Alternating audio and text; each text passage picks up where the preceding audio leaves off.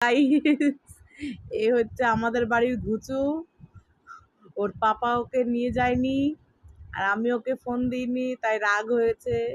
রাগ হয়ে ক্যাবলার মতো বসে আছে মেঝেতে। এই যে আমাদের বাড়ির ঘুচু, দেখো ঘুচুকে। হ্যাবলা ক্যাবলা, ওরে হ্যাবলা রে। দেখি গুচু, আসো, ফোন দিবে, আসো, উঠে আসো, উঠে আসো।